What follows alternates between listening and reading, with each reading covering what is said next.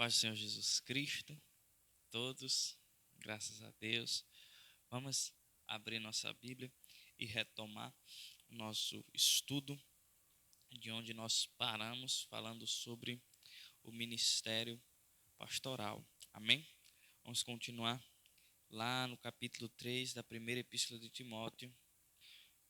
Nós vamos ler mais uma vez este texto que tem nos guiado nesses estudos. Vamos mais uma vez analisar este texto e retirar mais alguma coisa para a nossa edificação. 1 de Timóteo 3 vai nos dizer: fiel é a palavra. Se alguém aspira ao episcopado, excelente obra almeja. É necessário, portanto, que o bispo seja irrepreensível, esposo de uma só mulher, temperante, sóbrio, modesto, hospitaleiro, apto para ensinar, não dado ao vinho, não violento, porém cordato, inimigo de contendas, não avarento, e que governe bem a própria casa, criando filhos sob disciplina, com todo respeito. Pois se alguém não sabe governar a própria casa, como cuidará da igreja de Deus? Não seja neófito, para não suceder que se ensoberbeça e incorra na condenação do diabo. Pelo contrário, é necessário que ele tenha bom testemunho dos de fora, a fim de não cair no opróbrio e no laço do diabo. Amém? Bem, iremos analisar hoje o seguinte aspecto do ministério pastoral, e qual está descrito no verso 2 e distribuído entre o restante do texto, que aquele que almeja o ministério da pregação, do presbiterato, do ministério pastoral, ele deve ser irrepreensível. Irrepreensível. Eu quero começar por aqui porque quando nós falamos essa palavra irrepreensível, quem está no ministério, quem almeja, o ministério, pode pensar que é algo impossível, que o texto está falando sobre perfeição, mas não é isso. O texto não está nos chamando a sermos perfeitos. Nós nunca seremos perfeitos enquanto estivermos nesse mundo. Então, o que vai ser alguém irrepreensível? Está falando da nossa reputação. Como que as pessoas nos conhecem? Como que somos vistos lá fora? Como somos vistos aqui dentro? Como nós somos vistos? A nossa reputação tem de ser irrepreensível. Ninguém pode ter algo a dizer sobre nós, de nos acusar, de nos pegar em alguma falha, de nos pegar em algum erro. Nós que somos do ministério da palavra, andamos neste mundo de uma forma ainda mais abnegada,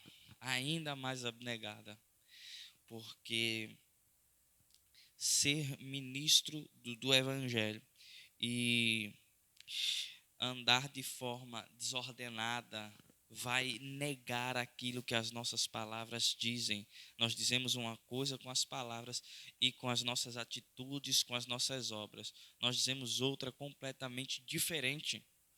E não pode ser assim.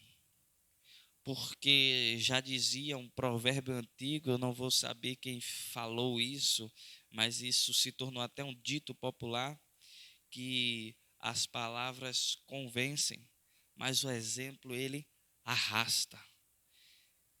Quando nós somos chamados a sermos irrepreensíveis, é que a nossa reputação, o nosso testemunho, ele deve falar por nós enquanto ministros.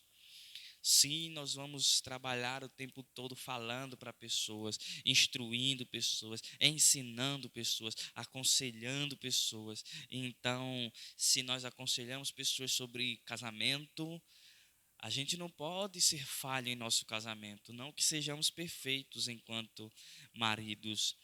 Não, não somos. Mas não podemos ser alguém que em nosso casamento, em nossa vida, naquilo que aconselhamos, naquilo que pregamos, somos falhos em tudo. Não podemos, na nossa reputação, precisamos ser alguém irrepreensível. O doutor Warren Wiersbe, ele vai dizer sobre esse termo, que é alguém que você não tem por onde pegar, ou seja, é alguém que você não consegue achar nele nada que seja como podemos dizer, nada que seja uma armadilha, não se dá para armar arapucas para ele, porque ele está livre de tudo aquilo que pode ser condenação para ele. Essa é a primeira coisa a respeito da reputação de um ministro do Evangelho. Ele não pode ser alguém com a vida maculada, com a vida suja, com um testemunho ruim. Não pode. Não tem como essa pessoa ter um testemunho ruim e ser colocado para conduzir a vida de outras pessoas. Isso não cabe àqueles que conduzem o povo na adoração, que conduzem o povo por meio da palavra, por meio do ensino, por meio de orações. Essa pessoa, em especial, ela precisa ser irrepreensível. Ela precisa ser alguém que não é perfeito, que não é perfeito, que erra e que falha igual a todos os outros. Entretanto, ela não é alguém que é conhecida por estar prostrado nesses erros e nessas falhas. Não é alguém que a vida dela está prostrado ali, parado ali, naqueles erros e naquelas falhas. Daqui, desse ponto de vista, ao analisarmos o texto como esse, onde fala os critérios indispensáveis para assumirmos tal ministério, ou para nós que já assumimos tal ministério, colocarmos isto em prática, esse texto nos chama muita atenção quanto à nossa conduta pessoal. Ele nos coloca no trilho, nos coloca no eixo. Ele nos coloca no eixo porque aquilo que estamos falando, a congregação está vendo. E se a congregação está vendo, será cobrado de nós que nós venhamos agir de conformidade.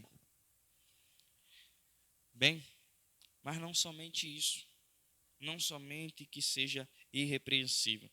Mas lá no verso 7 vai ser dito, no verso 7, pelo contrário, é necessário que ele tenha bom testemunho dos de fora, a fim de não cair no opróbrio e no laço do diabo. Além de irrepreensível, alguém que ninguém vê falhas morais, falhas no caráter dessa pessoa. Ele também é alguém com bom testemunho dos de fora. Nesse critério é exigido para o ministro que a forma como sua vizinhança, amigos, conhecidos, as pessoas de sua comunidade, do lugar em que ele está inserido, mostra como é importante isso tudo. Ele não deve ter mau testemunho lá fora. Se irrepreensível é o nosso testemunho, é a nossa reputação enquanto líderes do Senhor, de forma que isso pode interferir no nosso ministério. Também ter bom testemunho dos de fora envolve na nossa reputação. Porque se pregamos aqui dentro e o nosso testemunho pode fazer com que a nossa mensagem venha a fracassar, tanto mais lá fora. A ideia é que todo pastor, todo ministro, todo pregador, ele não é um pregador somente dentro da igreja. Ele é alguém que é chamado para estar lá fora. Ele é alguém chamado para levar essa mensagem que edifica os crentes na igreja a chamar os perdidos lá no mundo. E se essa pessoa tem um mau testemunho lá fora, como fica a vocação dele? Como fica a pregação dele para os perdidos? Às vezes, O ministro, ele se torna um empecilho para o crescimento da igreja por causa do seu testemunho, porque dentro da igreja as pessoas já se acostumaram e já não ligam mais, já estão cegas para os erros que aquela pessoa comete, mas lá fora não.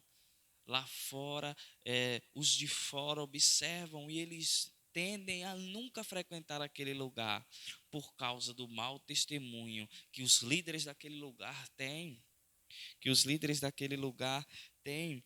Então, o ministro, aquele que deve assumir uma posição de liderança na igreja, ele não deve ter mau testemunho lá fora, para que a igreja ela tenha a capacidade de vencer pela mensagem do evangelho lá fora. É preciso que, antes de tudo, ela tenha cuidado com o testemunho daqueles que vão subir no púlpito aqui dentro. Isso influi muito, isso pesa muito, muito. De forma tal que, se pararmos agora e começarmos a analisar o contexto em que estamos, nós vamos lembrar de pessoas que têm um testemunho ruim e talvez a igreja já tenha aceitado, talvez a igreja já nem se importe tanto. Ele tem um mau testemunho com filhos ou com esposa, ou um mau testemunho com dinheiro, ou um mau testemunho em outras áreas da vida, e a igreja já se tornou tolerante. A reputação dele não é lá essas coisas, mas a igreja já se tornou tolerante e já não liga mais. Essa igreja não cresce mais. Ninguém quer vir para o ministério, ou ninguém fica, né, no ministério, onde o pecado se tornou tolerável, onde os erros se tornaram toleráveis. Nós somos a comunidade do povo redimido, do povo que em Cristo alcançou redenção. Nós não somos o povo que se reúne para tolerar pecado, nós somos o povo que se reúne para guerrear contra ele. Nós somos o povo que se reúne para guerrear contra toda a obra do maligno, toda a obra da carne e toda tentação do mundo. Nós somos o povo que nos reunimos para a edificação, e de forma que, enquanto estamos sendo edificados, estamos nos livrando dos pecados, estamos resistindo ao diabo, estamos sendo amigos de Deus e inimigos do mundo. Em nossa edificação, nós cresceremos, nós estamos indo em direção até a estatura da varonilidade perfeita que é Cristo. Nós, enquanto estamos aqui, igreja, nós estamos nos aperfeiçoando para sermos cada dia mais semelhantes a Cristo. E isto se inicia no púlpito, é missão integral do pastor, do mestre, do ministro do evangelho. Ter um testemunho que faça com que as pessoas nos ouçam. Os ouvidos dela, os ouvidos das pessoas, nunca estarão atentos à nossa voz, se primeiro os olhos delas não virem em nós testemunho, não observarem em nós vida. Os ouvidos das pessoas continuarão fechados para nós, enquanto eles não observarem em nós integridade de vida, boa reputação, bom testemunho. Se nós formos elencar, cada um de nós aqui, vamos lembrar de alguém que não tem um bom testemunho, não tem uma boa reputação, não tem um bom caráter, mas estão em igrejas que já toleraram isso e já aceitam numa boa e segue a vida. E assim vai. Aquele ministro está ali, todo mundo sabe como ele é, da procedência dele. 10 anos ele já está ali naquele ministério e ele continua vivenciando os mesmos problemas, ele continua caindo no mesmo pecado e ninguém repreende ele não repreende pecado de ninguém. Aquela comunidade, ela pode até receber novos membros, mas ela não está crescendo, ela está inchando. Ela está se tornando uma comunidade não de pessoas saradas, mas de pessoas doentes. Porque se torna uma comunidade que todos têm telhado de vidro e nós não podemos tratar do pecado de ninguém. E a igreja não pode, enfim, ter suas vestes limpas, ter suas vestes brancas, porque logo no púlpito não há integridade, bom testemunho e reputação. Como isso é importante para os ministros, como isso é importante para nós que pregamos o evangelho, para vocês que são líderes de igreja, vocês que são líderes de qualquer grupo, de qualquer atividade na igreja, a reputação ela é importantíssima, indispensável. Não é um fator que nós podemos relegar à segunda ordem, não. É um fator de primeira ordem, é algo de necessidade indispensável. Não tem como ser um bom ministro do evangelho sem antes ser alguém com bom testemunho e com boa reputação. Pode falar muito bonito, pode ter uma linguagem bem polida, pode agradar os ouvidos de toda a comunidade, mas enquanto as palavras agradam os ouvidos, o testemunho fecha os olhos. Todo o nosso discurso, se ele não é seguido de vida daquilo que nós estamos falando, ele será esquecido. Nós falamos para a comunidade da fé, a qual nós somos ministros, sobre determinado assunto, e aquele assunto é o assunto do qual nós somos mais deficientes, é o assunto que a comunidade mais nos vê cair. A comunidade nunca vai dar crédito àquelas coisas. Mas como diz o texto também, não somente as pessoas da comunidade da fé estão nos ouvindo, mas e as lá fora? E as lá de fora? Nós vamos arrumar 2 problemas se no púlpito houver pessoas com um mau testemunho, com uma má reputação, com uma vida em ruína. Nós vamos ter 2 problemas. O problema da comunidade que para de crescer e adoece, e o problema da igreja como missionária, da igreja como aquela que expande o reino de Deus no mundo. Ao invés das portas do mundo estarem abertas, o nosso testemunho fecha as portas para que o mundo entre, para que o mundo nos ouça, para que as pessoas que estão lá fora nos ouçam. Esses são problemas gravíssimos, problemas que envolvem o crescimento aqui dentro e que envolvem o chamado dos perdidos lá fora. Nós acabamos, quando nós colocamos gente assim para governar a igreja, gente assim para cuidar da igreja. Sabe qual vai ser o problema? O problema vai ser que a igreja deixa de cumprir as suas maiores vocações aqui na terra, que é a pregação do evangelho para a edificação da igreja e a pregação do evangelho para chamar os perdidos ao arrependimento. As 2 maiores missões da igreja são lançadas ao lixo quando no púlpito existem pessoas com uma reputação manchada, com um caráter manchado, com um testemunho reprovado. Isso é muito sério, é muito complicado e nós precisamos reavaliar isso quando nós estamos próximos a eleger novos líderes para a igreja, novos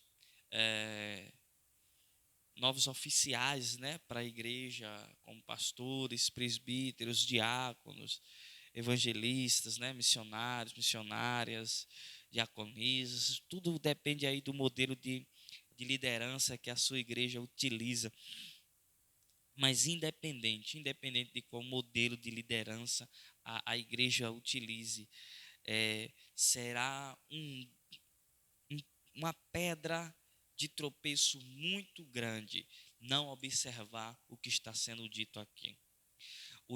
A não observação destes critérios indispensáveis para o ministério de liderança da casa do Senhor, eles fazem com que a igreja cresça, talvez cresça numericamente, mas não cresce com saúde, e faz com que os perdidos não olhem com bons olhos aquele lugar, aquela comunidade. Bem, queridos, eu quero concluir dizendo apenas mais uma coisa. Quando estamos diante de um texto assim, não adianta sermos relutantes. Não adianta sermos relutantes.